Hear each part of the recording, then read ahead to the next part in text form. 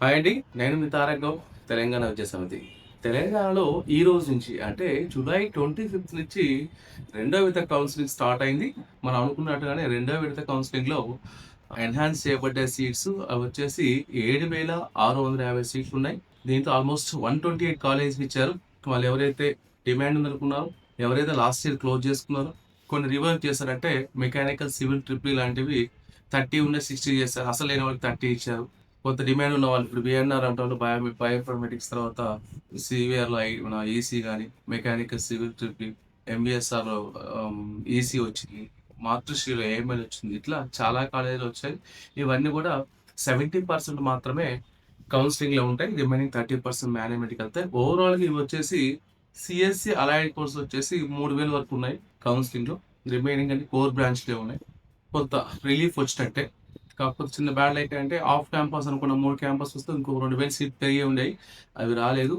Maybe వాళ్ళు కూడా try చేస్తారు. ఎందుకంటే టెక్నికల్‌గా వాళ్ళకి అప్రూవల్ వచ్చింది. మరెందుకో కౌన్సెలింగ్ వెబ్‌సైట్‌లో ఇంక్లూడ్ చేయలేదు. ఈ నైట్ వరకు ఏం చేయొచ్చేమో. ఎవరైతే కౌన్సెలింగ్‌కి ఎళ్ళలేదో అంటే మొదటి విడత కౌన్సెలింగ్‌కి వెళ్ళలేదో వాళ్ళు ఈరోజు 25థ్ రోజు స్లాట్ బుక్ చేసుకోండి. మీకు ఇమ్మీడియేట్‌గా 26థ్ సర్టిఫికేట్ వెరిఫికేషన్ ఉంది. సర్టిఫికేట్ వెరిఫికేషన్ చేసుకొని మీతో పాటు ఆప్షన్స్ పెట్టుకోవచ్చు. ఇంకొకటి 26, 27థ్ ఆప్షన్స్ ఏ ర్యాంక్ వాళ్ళైనా పెట్టుకోవచ్చు.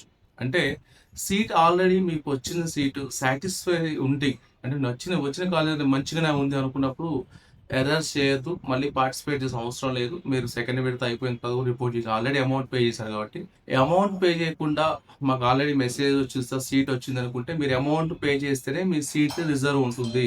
మీరు అమౌంట్ పే చేయకుంటే సీట్ రిజర్వ్ కాదు. సో అది గమనించండి. అమౌంట్ పే చేసి సెల్ఫ్ రిపోర్ట్ కొట్టిన వాళ్ళకి మాత్రమే సీట్ సెక్యూర్ ఉంటుంది. మీరు ఫర్దర్ రౌండ్‌లో వచ్చే సీట్ రాకున్నా గాని ఆ ఫస్ట్ రౌండ్‌లో ఉన్న సీట్ ఉంటుంది. సో ఇది గమనించి జాగ్రత్తగా పెట్టుకోండి. మీకొచ్చే సీట్ కంటే బెస్ట్ ఆప్షన్స్ మాత్రమే ఎక్సర్సైజ్ చేయండి. సార్ సీఎస్‌సి బావుంటుందా? ఏఎంఎల్ బావుంటుందా? అయ్యి అడుగుతుంటారు. జనరల్‌గా సీఎస్‌సి అనేది మదర్ కోర్స్ అనేది మెయిన్. ఇవన్నీ ఇప్పుడు అడ్వాన్స్ అంటున్నారు గానీ, ప్రతి సంవత్సరం 20,00,000 మంది స్టూడెంట్స్ వస్తారు మార్కెట్‌లో. 20,00,000 మెంబర్స్ అంటే CSC related mostly 80% CSC related కాబట్టి, రానున్న రోజుల్లో భవిష్యత్తును గమనించి, ఆ కాంపిటేటివ్ వరల్డ్‌లో వందలో, వేలల్లో ఒకళ్ళా ఉందామా, వందలో ఒకళ్ళనో చూసుకోండి. కొంత ఫైనాన్షియల్ ఫీజిబిలిటీ ఉన్న పేరెంట్స్ ఎడ్యుకేటెడ్ అయితే కోర్ బ్రాంచ్‌ల పిల్లలు తీసుకున్నా గానీ భవిష్యత్తు చాలా బావుంటది. సివిల్ ఇంజినీరింగ్ గానీ, ఈసీఈ గానీ, ట్రిపుల్ ఈ గానీ, గవర్నమెంట్ సెక్టార్‌లో గానీ, ప్రైవేట్ సెక్టార్‌లో గానీ విపరీతమైన డిమాండ్ రానున్న రోజులు. మౌలిక సదుపాయాలు బాగా పెంచుతున్నారు కేవలం మెట్రోలు కావచ్చు, హైవేలు కావచ్చు, కన్‌స్ట్రక్షన్స్ కావచ్చు, లేకుంటే బ్రిడ్జెస్ కావచ్చు, రిజర్వాయర్స్ కావచ్చు, ఇవన్నీ ఎయిర్‌పోర్ట్‌లు కావచ్చు. సో వీటన్నిటికి కూడా triple E, EC, mechanical, civil engineers కావాలి. సో దీనికి కూడా చాలా మంచి డిమాండ్ ఉంది. ఎవరైనా పెద్ద ర్యాంక్ ఉండి చిన్న చిన్న కాలేజ్ సీఎస్‌సి తీసుకునే కంటే టాప్ కాలేజ్‌లో కోర్ బ్రాంచ్ ఎక్సర్సైజ్ చేసుకోండి. ఖచ్చితంగా ఇది మీకు హెల్ప్ అవుతుంది. టాప్ కాలేజ్ ఇంకొకటి మనకు సీవీఆర్ గాని, కోకరాజ్ గాని, తర్వాత వీఎన్ఆర్, సీబీఐటీ వీటిల్లో మైనర్ డిగ్రీగా ఆహ్, సీఎస్‌సి ఇస్తున్నారు. అంటే డ్యూయల్ డిగ్రీ కోర్స్ అంటారు. అంటే సివిల్ మెకానిక్ ట్రిపుల్ ఈ వాళ్ళకి కూడా సీఎస్‌సి పిల్లలకి ఏదైతే టీచ్ చేస్తున్నారో అంటే అపార్ట్ ఫ్రమ్ సిలబస్ మామూలుగా సి ప్లస్ జావా, ఒరాకిల్, ఈ ఫుల్ స్టాక్ ఇలాంటివి ఏవైతే ఉన్నాయో ఆ పిల్లలకు కూడా అందుకే వీళ్ళకి కూడా క్యాంపస్ ప్లేస్‌మెంట్‌తో వస్తేనే వీళ్ళ యొక్క కాలేజ్ స్ట్రెంథెన్ అవుతుంది కాబట్టి ప్లేస్‌మెంట్స్‌లో ఆ పిల్లలకు కూడా క్యాంపస్ ప్లేస్‌మెంట్‌కి సంబంధించిన dual degree course computer science dual degrees minor డిగ్రీగా హానర్ చేస్తారు.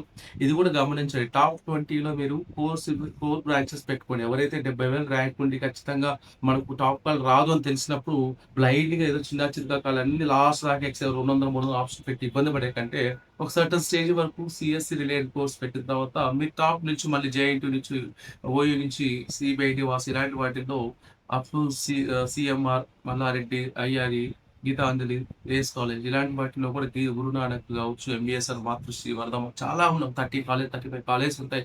వీటిల్లో మీరు కోర్ బ్రాంచ్ ఎక్సర్సైజ్ చేసుకోండి. ఖచ్చితంగా మీకు అంటే మొదటగా ఈసీ తీసుకున్న తర్వాత, ట్రిపుల్ ఈ తీసుకున్న తర్వాత, సివిల్ తీసుకున్న తర్వాత మెకానికల్ పెట్టుకోండి.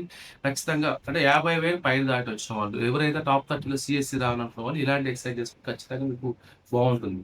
తర్వాత ఇంటర్నల్ స్టైలింగ్‌లో కూడా మీరు ఫర్దర్‌గా ముందుకెళ్ళొచ్చు. అంటే సీఎస్‌సి రిలేటెడ్ కోర్సులు కూడా తర్వాత కూడా థర్డ్ ఫేజ్ తర్వాత ఇంటర్నల్ స్లైడింగ్ ఉంటది. టాప్ కాల్‌లో మెకానికల్, సివిల్ వచ్చిందనుకోండి. సీఎస్‌సి రిలేటెడ్ వేకెన్సీస్ మీరు ఆప్షన్స్‌లో మీరు సీఎస్‌సి గాని, ఐటీ గాని ఈజీగా తీసుకోవచ్చు. ఇవన్నీ గమనించి మరిన్ని వివరాల కోసం ఈ ఛానల్ సబ్స్క్రైబ్ చేసుకొని ఏమైనా డౌట్ ఉంటే నా నంబర్‌కి కాల్ చేయండి. Thanks for watching.